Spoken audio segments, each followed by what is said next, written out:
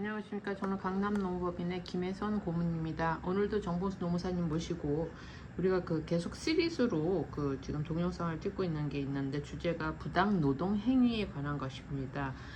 특히 오늘은 부당 노동 행위를 진행할 경우에 사용자가 해야 될 일, 간부들이 해야 될 일, 하지 말아야 될 일, 이런 부분에 대해서 한번 자세히 전문가 의견을 들어보도록 하겠습니다. 예, 안녕하십니까. 공인노무사 정봉수입니다. 노동조합이 파업을 하기 위해서 이제 공익적인 조정의 조정을 통해서 어떤 파업권을 얻었고 또 찬반 투표도 이제 진행됐습니다. 그러면 다음으로 이제 노동조합이 이제 사실상 총회를 개최해가지고 이제 어떤 찬반 투표를 거쳐서 파업권을 획득하게 되는데, 이제 이럴 경우에 사측은 어떻게 대응할 것인지 이에 대해서 말씀드리겠습니다. 특히 조합 간부들한테 해야 될 일, 말아야 될 일, 이렇게 교육이 필요하다고 할 수가 있습니다. 특히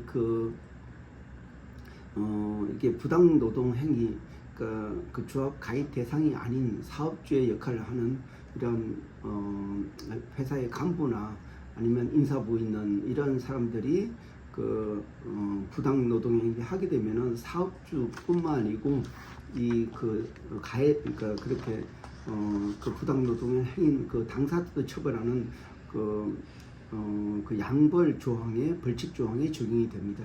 그렇기 때문에 사업주에서는 이러한 부당 노동 행위에 해당되지 않도록 교육을 철저하게 해야 됩니다. 그 부당 노동 행위하고 어떤 행위를 하지 말아야 된다, 여기에 대해서 잠깐 설명드리면은, 이 부당 노동 행위라는 것은 노동 3권을 침해하는 행위를 말합니다. 그래서 노조법 81조에 기술되어 있습니다.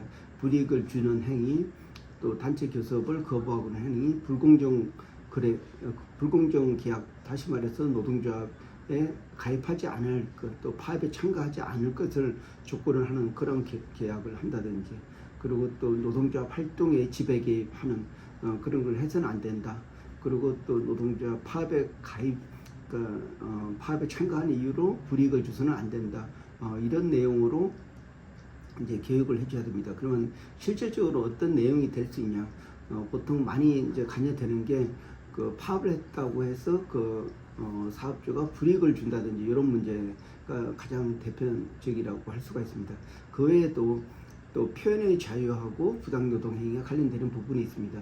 표현의 자유는 이렇게 간부나 이렇게 사업주는 만약에 예를 들어서 우리 노동조합이 파업을 심하게 하게 되면은 우리 회사에 막대한 피해를 입어가지고 우리 기존의 고객이 다 떨어질 수 있다, 이렇게 하는 것은 일반적인 조항이기 때문에 문제인데, 만약에 그걸 좀 다른 각도에서 얘기를 하면서 노동조합 때문에 우리가 회사가 망하게 생겼다, 이렇게까지 이렇게 하는 것은 직접적으로 관련이 되기 때문에 어떤 노동조합 활동을 제외하는 그런 행위로 인해서 부당노동 행위라고 판단될 수가 있습니다. 그래서 사업주는 이런 부당노동 행위가 발생하게 되면은 그 책임도 사업주가 공동으로 지기 때문에 좀 조심스럽게 이제 이런 부당노동 행위가 발생하지 않도록 이렇게 교육을 시키고 이제 해야 될 의무가 있습니다. 이게 바로 사업주가 해야 되는 일이라고 할 수 있겠습니다.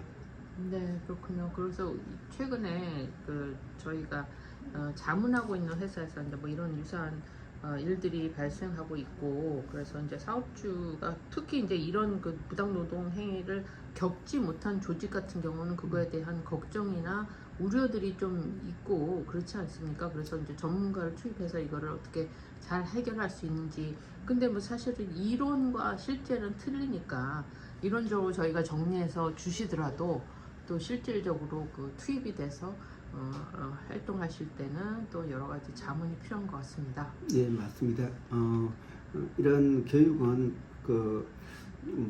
실질적으로 사실 파업은 회사마다 한 10년에 한 번씩 발생할 수 있는 그런 부분이 있기 때문에 간부는 회사를 위한다는 차원에서 그게 선을 넘지 않아야 되는데, 이렇게 자기의 발언으로 인해서 어떤 어떤 조합원이 이제 파업을 그만둔다든지 아니면 또 그러니까 이렇게 객관적인 사실을 가지고 묘사하는 건 좋은데 네가 파업을 하기 때문에 우리 회사가 망하게 생겼다.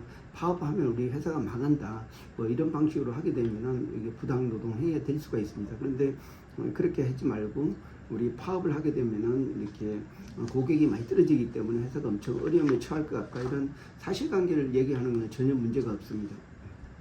네, 그러면 이제 특히 사업주 입장에서는 근로자들이 일을 하는 데 있어서 예를 들어서 그렇게 파업을 돌입하게 되면 어떤 대외적인 고객에 대한 서비스라든지 아니면 회사의 매출이라든지 이런 데 영향을 미칠 수 있지 않습니까? 매출 준다거나 아니면 그런 소문이 났을 때 어떤 이제 고객으로부터 조금 부정적인 이미지를 받을 수 있고 이렇지 않습니까? 그런 것도 주의해야 되겠네요. 예, 맞습니다. 그래서 당연히 사업주도 표현의 자유가 있고 언론의 자유가 있기 때문에 무슨 얘기든지 할 수 있습니다. 다만 어떤 객관적인 시각에서 얘기하는 건 전혀 문제가 없습니다. 그런데 이게 노동자의 파업을 하기 때문에 회사가 망할 수 있다 이렇게 얘기를 하면서 이렇게 근로자에게 어떤 굉장히 위화감을 주는 이러한 행위 자체는 그 노동 상권을 침해하는 행위로 인정될 수가 있습니다. 이 노동 상권에 침해하는 행위가 바로 부당 노동 행위 규정이라고 할 수 있겠습니다. 아, 그렇군요. 그럼 부당 노동 행위를 하기까지는 이제 여러 가지 절차를 거쳐서 또 투표를 거쳐서 이게 찬반을 결정을 한 다음에 하잖아요. 그러니까 일단은 그렇습니다. 합법적이 된 이상은 뭐 사업주에서 그거를 막거나 어떤 그런 행동을 할 수 없겠네요. 그러면. 예, 맞습니다. 예. 그래서 이 사업주도 이제 사실 그 노동자의 파업을 하는 거는 그 어떤 사용자하고 협상을 하면서 어떤 협상력을 올리기 위한 그런 내용입니다. 그래서 사실 이 협상력 올린 다음에 그 서로가 이제 그 단체 협약에 동의를 하게 되면 그게 바로 이제 앞으로 2년 동안 쓰여지는 단체 협약이 됩니다. 그래서 그 기간 동안은 평화 의무가 있어가지고 이제 더 이상 그 같은 내용으로 파업을 할 수 없다 이런 내용이 이제 어떤 단체 협약으로 정해집니다. 그래서 이런 와중에 그 사업주를 위해서 일한다고 하더라도 그 선을 넘으면 안 된다 이런 부분이 그 교육이 필요하다고 할 수 있습니다. 네, 그래서 그 회사 입장에서 전문가를 투입했을 때 향후에 또 이런 똑같은 일이 발생할 수 있으니까 어떤 매뉴얼을 만들어 놓는 그런 효과가 있겠네요.